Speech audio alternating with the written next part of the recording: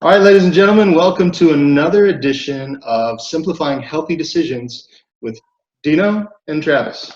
Now, I say Dino and Travis, although Dino is going to be helping us with the healthy decisions. Travis is going to help us know what not to do. All right? So in this edition, we're going to talk about stress. How does that actually affect your mindset, your body, and different things like that? So Dino, you mentioned that you were looking into some stress lately. What are you hearing from your clients? So basically, now the restrictions are being slowly lifted, right? And, people are starting to get back into the office and they have to kind of make that transition. And, it takes them a lot of communication back and forth with their employees and all these different things. And a lot of them are under quite a bit of stress, especially the ones that are, dealing with multiple properties and, with the rent and all these different things, So Yeah. there's a lot for them to do on a daily basis. As a result, they are feeling stressed out, and a lot of times they are finding themselves binge eating, typically on Friday, Saturday, and as a result, they go over on their calories. And also, stress is good, don't get me wrong. We need stress, especially when it comes to physical training. Your cortisol is elevated, and after that, you go through a process where your body adapts to that and starts to recover from that, and you see even more results. But the problem is, if there's constant levels of high cortisol inside of your body, then you won't be able to recover. Right? There needs to be stress and then a period of recovery. There needs to be, the sympathetic nervous system. I don't know. You want me to go into this? Do you want me to go into that? I think it's important that we know what's going on in our bodies. So yeah, let's go into that just a little bit. I have to make notes because I don't know this stuff. Constant level of cortisol is not a good thing. So we need to be able to ramp it up and then rest, and then ramp it up and then rest. Okay, go ahead. Take it from there. Exactly. So there's two branches when it comes to the central nervous system. We have the parasympathetic, think parachute, the kind of rest and digest mode. And then we have the sympathetic, which is kind of the flight or fight mode. Okay. And when you're a business owner, I'm sure you'd agree with me on this one. You're constantly, the brain and mind is kind of taking over. You're thinking about what you can do, what you need to do. You think about stuff. You think about all these different things that you got on your plate. And sometimes, if there aren't mechanisms or periods inside of your day where you are recovering, and if you're not, taking in the right nutrients, and you don't have a healthy GI tract, then, you can find yourself in a position where you are just constantly stressed out, unable to recover. And as a result, you'll have difficulty losing the weight. Not only from a physical aspect, but it'll also affect your sleep, right? And sleep is one of your foundational elements. Yes. And so then you start leaning on the alcohol to help you get to sleep, and then you add another variable to the equation. Exactly. So, that's what I was kind of going through, and I put a training in my private group for my clients. But there is a way around it. You just need to basically take time for yourself, take time to recover. Obviously, the right nutrition is very important. Be mindful when you're eating food. Try not to eat in front of computers, devices, because it's more than likely that you're still going to be in the sympathetic. Your sympathetic system is going to be working as opposed to your parasympathetic. So you're going to have a harder time really digesting that food and your body absorbing all those nutrients. And business owners, busy people spend a lot of time in front of their computers, even eating their lunches. I found, and dinners at times. Dinners at times. Breakfast, lunch, and dinner for some of us, yes. Breakfast. Okay, so it's a good idea. I think we should start off small, like with anything else. We always have to start off small and then build up from there. So having a pre-ritual So a ritual before you go to bed is a big one, and I advise everyone to leave their devices in a different room. If you live on a two-story house, put it like in the furthest room possible. So you can just chill out half an hour or an hour before you're about to bed, so you can completely relax and zone out. Blackout blinds, all these different things you can add.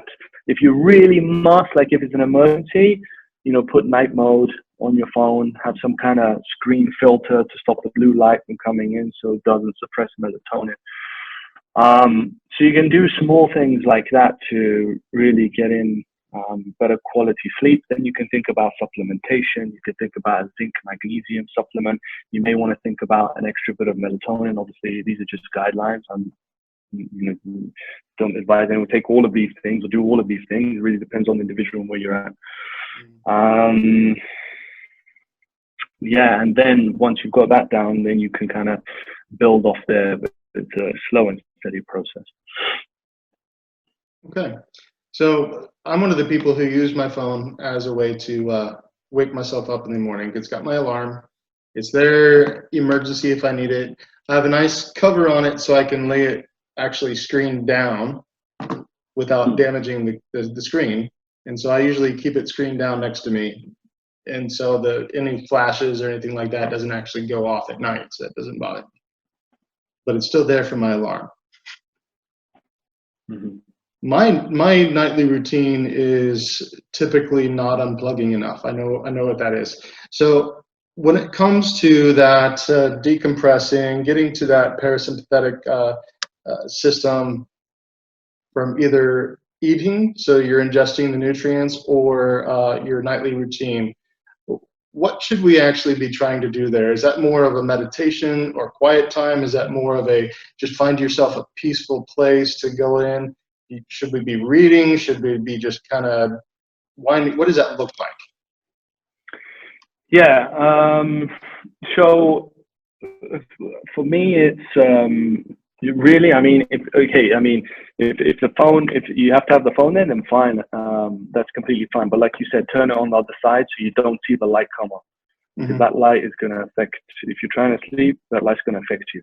I would say try and close. Like if blackout blinds a good one. If you don't have a good mattress, I'd invest in a good mattress. Get some good pillows. That's definitely going to help your quality of sleep. You could even get the face mask. What do we call it? The eye mask to put over your eyes. And then if you're unable to get to sleep in the 5-10 minutes, then I would go to a corner of the room, read a book or something, and then try to go back to sleep after 20 minutes or so. But if you can't get to sleep and then you go on your phone and then you kind of scroll through and then you try to get back to sleep again, that's not the best way to do things. You definitely want to leave the phone somewhere. And don't pick it up until that alarm rings in the morning. As for the food, again, I know it's tricky. You always check it. People are checking their notifications, their emails. They got all these things coming through. They need to communicate with people. Understand that, but just try it with one of the meals at least. Try it with one of the meals. See how you feel. Be a little bit more mindful. Take your time. Eating the food, like chew the food about 11 to 12 times, if it's a big mouthful. One bite. 2, 3. Yes. Exactly. Smell the food before you actually have it.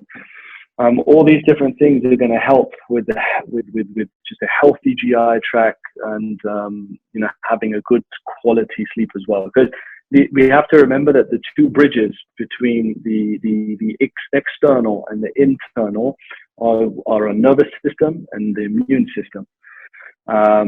So if we can, be in this parasympathetic place and our immune system be where it's at, and the GI tract has impact on both of these, we're going to be in a good position. And also we have to remember that, the high levels of cortisol also affect testosterone levels in men and estrogen levels in women as well.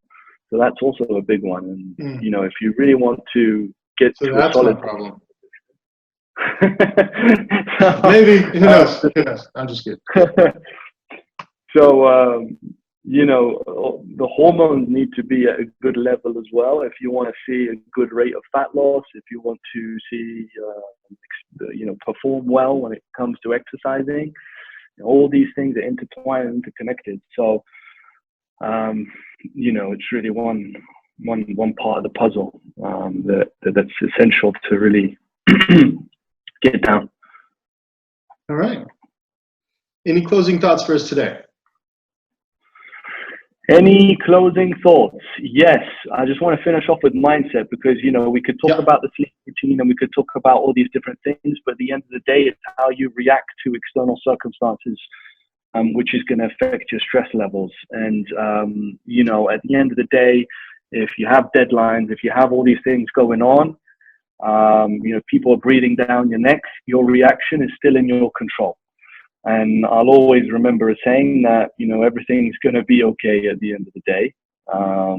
If even though we think the you know, things are going, yeah, even if we think yeah, the end of the world, you know, things are going to be okay. And, you know, it's easy to get ramped up and, you know, react in maybe not the right way, but always try and take a step back and become a little bit more aware of your thoughts and how you're operating, and try and relax. And, you know, if there's these things, if you know, some people use stress balls, some people have lavender, some people have incense sticks, you know, some people do meditation. You've got to find your thing, right? Because meditation doesn't really work for me. Some of us take candlelit bubble baths with a glass of wine. Yeah.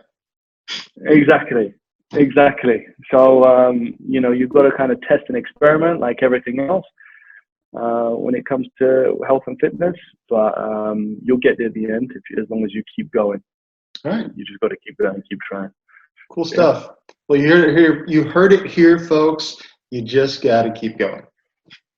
Right? That's it. You gotta keep Mind, trying. body, and soul. Let's get her done, buddy. Thank you for another week, and we'll see you again next week. Cool. Nice one, Travis. Yeah, you too, buddy. Thanks. Take care.